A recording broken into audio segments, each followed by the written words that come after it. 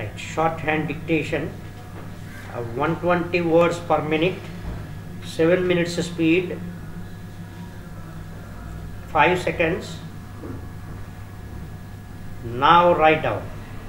Dear shareholders, I welcome you all to this 9th general meeting of the company.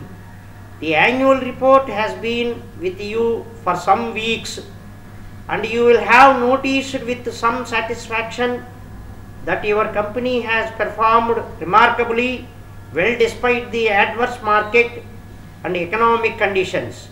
The year was characterized by continuing recession in several segments of Indian industry, particularly consumer durables. We estimate that the sale of watches by the 4 key Indian producers declined to a certain extent. In contrast, our watches were in good demand, but the sales in the last 4 months of the year were affected by social and political disturbances in many urban centers.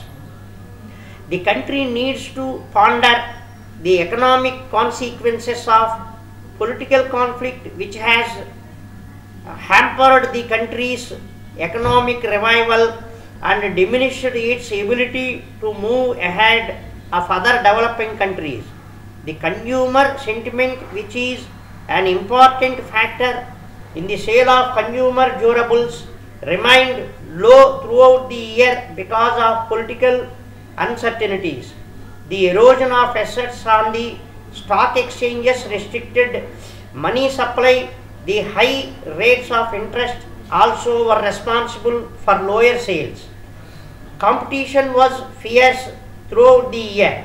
Profit was also affected by inflation, high interest payments, sharply higher wages, and increased excise duties.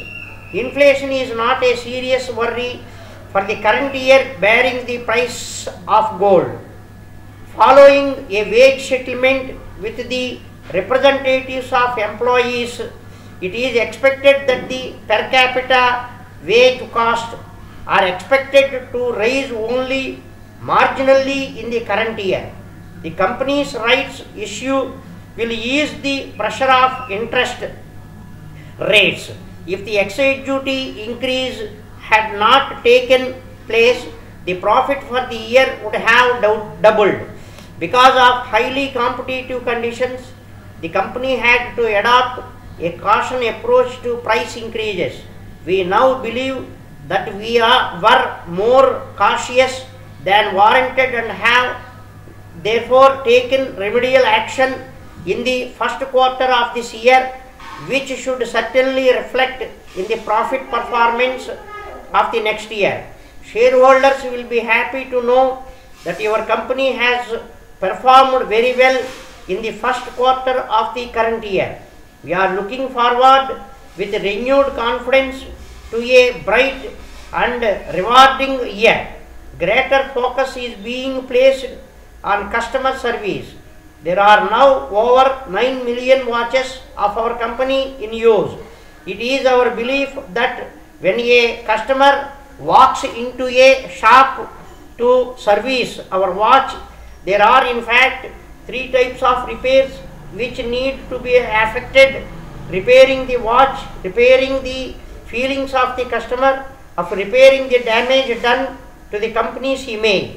Attention therefore has to be given to the physical environment in which the customer is received, the manner in which he or she is dealt with by the service personnel, the speed and quality of the repair service, and the charges for repairs are also important. We believe that the servicing of a watch should be treated as an opportunity to strengthen the bonds between the brand and its user. Another great opportunity awaits your company in the area of fine jewelry. The world's biggest buyers are turning to Asian suppliers in search of lower prices and higher volumes. India has a large pool of human resources equipped with the requisite skills and available at a fraction of the cost of counterparts in development countries. It is the opportunity that we want to seize, bringing to the task the many skills which we have acquired in the business of making and selling watches. Next year is expected to be crucially important for companies' development.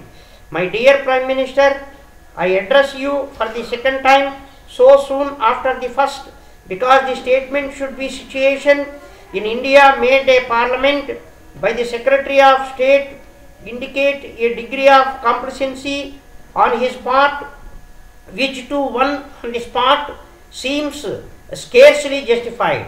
My duty as Privy Councillor also constrains me to place my views before you, although those views are no better than misgivings and apprehensions.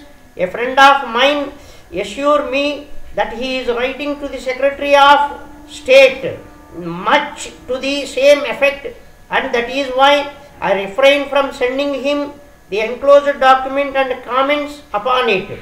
The document is an account of the doings of the police in my district, which is signed by well-known citizens.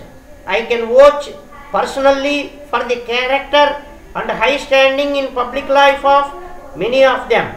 If a public inquiry is refused and the government deny the facts in the Legislative Council, the likelihood is that 9 out of 10 intelligent persons would believe the version of the signatories without hesitation. I do not forget the difficulty of those that have to keep order. Non-violent civil disobedience is a novel method of agitation, and the public sympathy and attention which the agitators obtain put the authorities in an awkward position. But there are remedies. The one that the government have chosen is open to the gravest objections